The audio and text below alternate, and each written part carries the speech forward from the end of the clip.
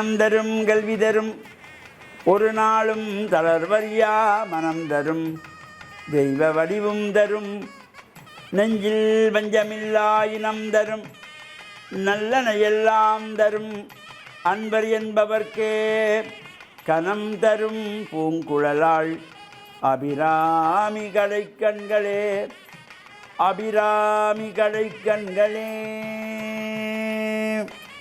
ஓம் சக்தி. ஓம் நமச்சிவாய. மேன்மைகள் சைவ நீதி விளங்குக உலகமெல்லாம். நோயற்ற வாழ்வே குறைவற்ற செல்வம். அந்த நோய் நொடி இல்லாத வாழ்வு இந்த உலக மக்கள் எல்லோரும் வாழ வேண்டும் என்று கலியுகத்தின் காந்தமலை ஜோதியாகிய சபரிமலை சுவாமி ஐயப்பனுடைய திருவடிகளை சிறந்தாழ்த்தி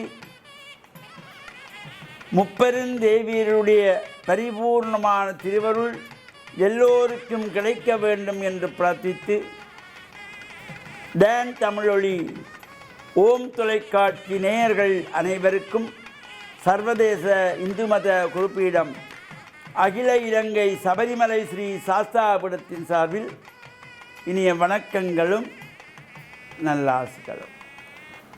இன்றும் மங்களகரமான குரோதி வருஷம் புரட்டாதி மாதம் 19ஆம் நாள் 5/10/2024 சனிக்கிழமை.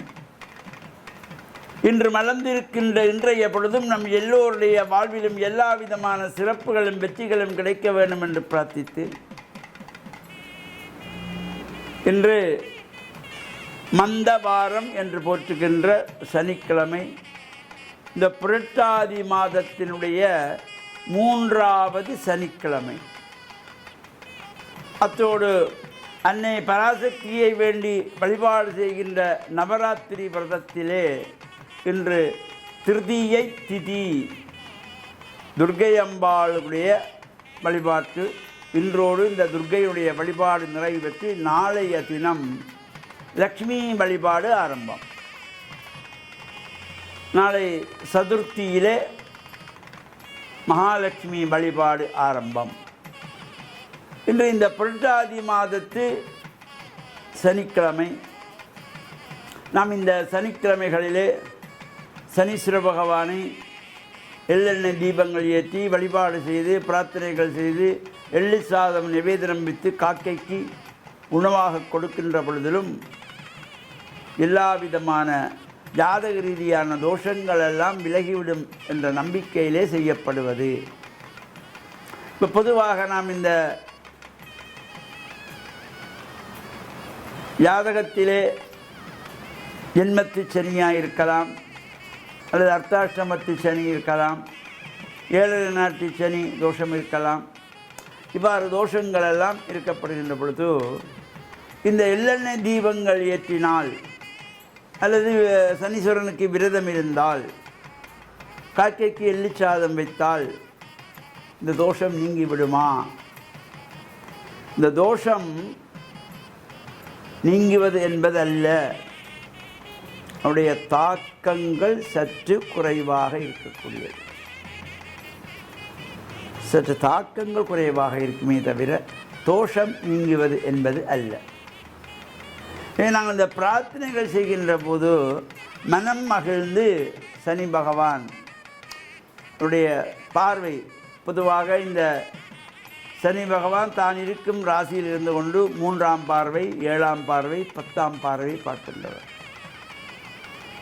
அவ்வாறு பார்க்கப்படுகின்ற பொழுது அவர் இருக்கின்ற ராசியை பொறுத்து, பார்க்கின்ற ராசியை பொறுத்து இந்த பலன்கள் நமக்கு எப்படி வருகிறதோ அதன் பரிகாரம் பாரபட்சம் இல்லாமல் அவரவருக்குரிய காலங்கள் வருகின்ற பொழுது அவர்களுக்குரிய தண்டனைகளை கொடுப்பதற்கும் தயங்க மாட்டார். ஒரு நீதி தேவன் போல நீதி வழுவாதவர் இந்த சனீஸ்வர பகவான். எனவே இந்த புரட்டாதி மாதங்களிலே வருகின்ற சனிக்கிழமைகள் இவ்வாறு சனீஸ்வர பகவானையும் வழிபாடு செய்து இந்த நவராத்திரி காலத்திலே இன்று துர்க்கை அம்பாளுடைய பூஜை, துக்கங்களை எல்லாம் போக்குகின்றவள், வீட்டுக்கு வருகின்ற சுமங்கலி பெண்களை, கன்னி பெண்களை அம்பாளாக பாவித்து உபச்சாரங்கள் கொடுத்து மஞ்சள் குங்குமம் தேங்காய் வெற்றிலை பழம் இவற்றையெல்லாம் அவர்களுக்கு உபச்சாரமாக கொடுத்து பிரசாதங்கள் கொடுத்து வழியனுப்புகின்ற சிறப்போடு கூடியது இந்த வீடுகளிலே நடைபெறுகின்ற கொலு பூஜை வழிபாடுகள். இவ்வாறான வழிபாடு நாம் கலந்து இறையருளையும் பூர்ணமாக பெற்று மண்ணில் நல்ல வண்ணம் வாழ டான் தமிழொலி ஓம் தொலைக்காட்சி நேயர்கள் அனைவருக்கும் சர்வதேச இந்து மத குருபீடம் அகில இலங்கை சபரிமலை ஸ்ரீ சாஸ்தாபுரத்தின் சார்பில் நல்ல ஆசிகளை கூறிக்கொள்வதில் மன மகிழ்வு கொள்கிறோம். சர்வே ஜனாஹாம் சுகினோ பவந்து சமஸ்த சன்மங்களானி சந்து சுபம்.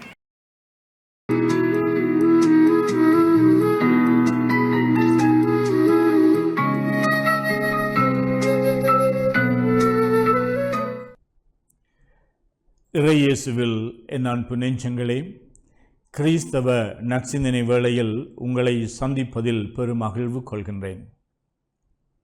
ஒருமுறை தந்தையும் அவனுடைய மகன் ஒரு சிறுவனும் வழியிலே நடந்து போகின்ற பொழுது வழியிலே ஒரு பெரிய கல் இருப்பதை கண்டு இந்த மகன் அந்த கல்லை புரட்டி பாதையின் ஓரத்திலே போட வேண்டும் என்று விரும்புகின்றான்.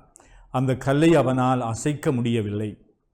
அப்பொழுது நீண்ட நேரமாக அவன் முயற்சி செய்து தன்னுடைய தந்தையை பார்க்கின்றான். அப்பொழுது தந்தை சொல்கின்றார், உன்னால் முடியாது, ஆனால் உனக்கு பக்கத்திலே நான் இருக்கின்றேன். நீ என்னிடம் கேட்டால் அந்த கல்லை நான் இலகுவாக புரட்டி இருப்பேனே என்று. இவ்வாறு அந்த தகப்பன் சொல்லுகின்ற பொழுது மகன் அப்பொழுதுதான் உணர்கின்றான் தன்னுடைய பலவீனத்தையும் தன்னுடைய தந்தையோடு இணைகின்ற பொழுது தான் இன்னும் பலம் பொருந்தியவராக இருப்பார் என்று.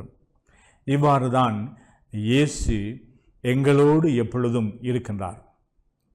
இந்த இயேசு சீடர்களை நற்செய்தி தூதுவர்களாக அனுப்புகின்ற பொழுது, நான் உங்களுக்கு அசுத்த ஆவிகள் மீது வல்லமையை தருகின்றேன், அதிகாரத்தை தருகின்றேன், பிணிகளை போக்குவதற்கு குணமாக்குவதற்கு உங்களுக்கு வல்லமையை தருகின்றேன், அதிகாரத்தை தருகின்றேன் என்று.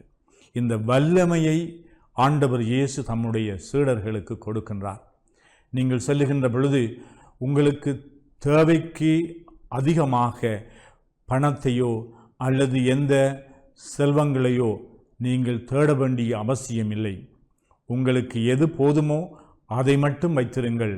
ஆனால் செல்லுகின்ற இடங்களிலும் கூட உங்களை வரவேற்பார்கள், உங்களுக்கு விருந்தோம்பல் செய்வார்கள். ஆனால் உங்களுடைய பணி சிறக்க வேண்டும் என்று சொன்னால் உங்களுக்கு நான் என்னுடைய அதிகாரத்தையும் என்னுடைய வல்லமையையும் தருகின்றேன் என்று சொல்லுகின்றார். ஆண்டவரோடு நாங்கள் இருக்கின்ற பொழுது, எங்களோடு இறைவன் இருக்கின்ற பொழுது, ஒவ்வொரு கிறிஸ்தவனும் கிறிஸ்தவளும் வல்லமை உள்ளவர்களாகவும் அதிகாரம் உள்ளவர்களாகவும் மாறுகின்றோம். அந்த இறைவன் எங்களோடு இருக்கின்றார் என்பதை நாங்கள் நம்ப வேண்டும், ஏற்றுக்கொள்ள வேண்டும், அதை தேட வேண்டும். இறைவன் எங்களை நோக்கி வருகின்றார், நாங்கள் அவரை நோக்கி செல்ல வேண்டும். இறைவனுடைய அதிகாரமும் வல்லமையும் எங்களோடு என்றும் கிறிஸ்தவர்களாகி எங்களோடு தங்கி இருக்கின்றது. இதை நாங்கள் உணர்ந்து கொள்ள வேண்டும்.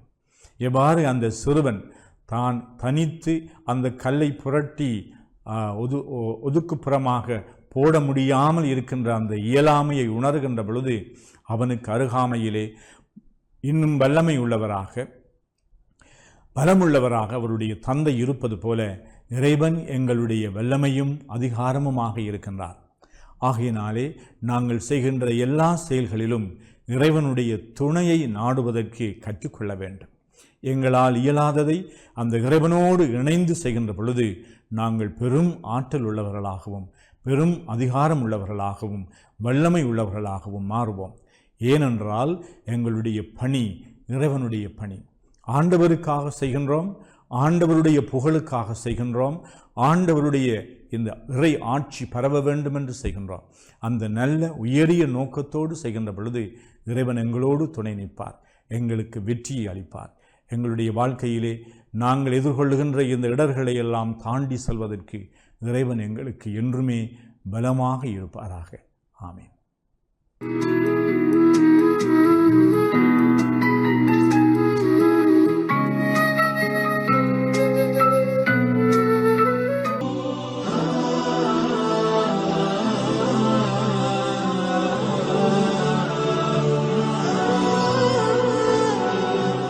அல்ஹம்துலில்லாஹி ரப்பில் ஆலமீன் வஸ்ஸலாத்து வஸ்ஸலாமு அலா முஹம்மதின் ஸல்லல்லாஹு அலைஹி வஸல்லம் வாலா ஆலிஹி வஸஹபிஹி அஜ்மாயின் அம்மா பாத். அன்புள்ள நேயர்களே, இன்றைய காலை பொழுதிலே உங்களை சந்திப்பதிலே நான் மகிழ்ச்சி அடைகிறேன். நாம் எப்பொழுதும் நமது நாவுகளை பேணி நடக்கின்றவர்களாக நாம் இருக்க வேண்டும். பிறரை பற்றி நாம் புறம் பேசுகின்றவர்களாக ஒருபோதும் நாம் இருக்கக்கூடாது. அடுத்தவர்களுடைய செயல்பாடுகளில் அவர்கள் ஏதும் தப்பு தவறுகள் செய்வார்களாயிருந்தால் அதை நாம் பிறரிடத்திலே அவரை பற்றி குறைகளை சொல்லித் திரிவதனால அதனால் எந்த நன்மையும் ஏற்பட போவதில்லை. அந்த பிழை செய்கின்றவர்கள் திருந்தப் போவதும் இல்லை. உண்மையாகவே அவர்களோடு இவன் அன்பு கொள்ளக்கூடியவனாக இருந்தால் அந்த பிழை செய்கின்றவரை நேரடியாக சந்தித்து அவருடைய பிழையை சுட்டி காட்டி, அத்தகைய பிழையை செய்ய வேண்டாம், சமுதாயத்திலே உங்களுக்கு வீழ்ச்சி இருக்கின்றது, சமுதாயத்திலே உங்களுக்கு இழிவு இருக்கின்றது, அதனால் இத்தகைய பிழையை செய்கின்றவராக நீங்கள் இருக்கக்கூடாது என தனிப்பட்ட முறையிலே அவருடைய சுயமரியாதையை பாதுகாத்து அவருக்கு புத்தி சொல்கின்றவர்களாக இருப்போம் என்றால் இது ஒரு நல்ல பண்பாகத்தான் இருக்கின்றது. ஆனால் இதற்கு நேர் மாற்றமாக அவனுக்குமே தெரியாமல், பிழை செய்கின்றவருக்குமே தெரியாமல், அவர் இல்லாத போது அவரை பற்றி 4 பேரிடத்திலே குறை சொல்வது என்பது இருக்கின்றதே, இது சமுதாயத்திலே குழப்பங்களையும் பிரச்சனைகளையும் உருவாக்குமே அல்லாமல் இதனால் எந்த நன்மையும் ஏற்பட போவதில்லை. அதனால் பிறரை பற்றி புறம் பேச வேண்டாம் என்ற செய்தியைத்தான் நபிகளார் ஸல்லல்லாஹு அலைஹி வஸல்லம் அவர்கள் நமக்கு சொல்லியிருக்கின்றார்கள். திருமறை குர்ஆனும் கூட புறம் பேசுவதை பற்றி சொல்லும்போது அல்லாஹ் எந்த அளவுக்கு இழிவுபடுத்தி சொல்கிறான் என்றால், உனது சகோதரன் ஒருவன் இறந்திருக்கின்ற நிலைமையில் அவனுடைய மாமிசத்தை சாப்பிடுவதற்கு நீ விரும்புவாயா, அதனை நீ வெறுப்பாய் என்று சொல்லிவிட்டு புறம் பேசுவது என்பது இதைவிட அசிங்கமான அருவருப்பான ஒரு செயலாகும் என அல்லாஹ் திருமறையிலே சொல்லி காட்டுகின்றான். புறம் பேசுகின்ற செயலை இறைவன் எந்த அளவுக்கு ஒப்பிட்டு சொல்கிறான் என்று சொன்னால், உனது சகோதரன் ஒருவன் இறந்திருக்கின்ற நிலையில் அவனுடைய உடலின் ஒரு பகுதியை நீ அறுத்து அந்த மாமிசத்தை சாப்பிடுவது எவ்வளவு அருவருப்பான ஒரு செயலோ அதைவிட அருவருப்பான ஒரு செயல்தான் அடுத்தவர் இல்லாத போது அவரை பற்றிய செய்திகளை புறமாக பிறரிடத்திலே பேசுகின்ற ஒரு நடைமுறை என்பதை அல்லாஹ் நமக்கு எடுத்துச் சொல்கின்றான். அதனால் நேயர்களே, அன்புள்ள சகோதர சகோதரிகளே, மாணவ மணிகளே, நாம் எப்பொழுதும் பிறரை பற்றிய நல்ல செய்திகள் பேச வேண்டுமே அல்லாமல் பிறர் செய்கின்ற குற்றங்குறைகளை அலசி ஆராய்ந்து அதை நாம் பேசுகின்ற பழக்கமுடையவர்களாக ஒருபோதும் நாம் இருக்கக்கூடாது. எப்பொழுதும் அடுத்த மக்கள் மீது நல்ல அபிப்பிராயம் கொள்கின்றவர்களாக நாம் இருக்க வேண்டும். அது மாத்திரமல்ல, பிறர் இல்லாத நேரத்திலே அவரை பற்றிய நல்ல செய்திகளை நாம் பேசி பரிமாறுகின்றவர்களாக இருப்போம் என்றால் சமுதாயத்திலே இதனால் மிகப்பெரிய நன்மைகள் ஏற்பட வாய்ப்பும் இருக்கின்றது. அதே நேரத்திலே இறை வானவர்கள் அந்த நேரத்திலே நமக்காக இறைவனிடத்தில் பிரார்த்தனையும் செய்வார்கள். ஏன்? ஒரு சகோதரன் இல்லாத போது அவனை பற்றிய நல்ல செய்திகளை இவர்கள் பேசிக்கொண்டிருக்கின்றார்கள் என்பதை இட்டு வானவர்கள் இறைவனிடத்திலே இத்தகைய மனிதர்களுக்காக பிரார்த்தனை புரியக்கூடியவர்களாக இருப்பார்கள் என்ற இந்த செய்திகளை எல்லாம் நபிகளார் நமக்கு சொன்ன செய்திகளாக நாம் காணக்கூடியதாக இருந்து கொண்டிருக்கின்றது. அதனால் நேயர்களே, அன்புள்ள சகோதர சகோதரிகளே, இளஞ்சந்ததிகளே, மாணவ மணிகளே, நாம் எல்லோரும் பிறரை பற்றி அவர்கள் இல்லாத போது நல்ல செய்திகளையே பேசுகின்ற நட்பண்புள்ளவர்களாக நம்மை நாம் ஆக்கிக்கொள்ள வேண்டும். வாஹிர் தஅவானா அனில் ஹம்துலில்லாஹி ரப்பில் ஆலமீன்.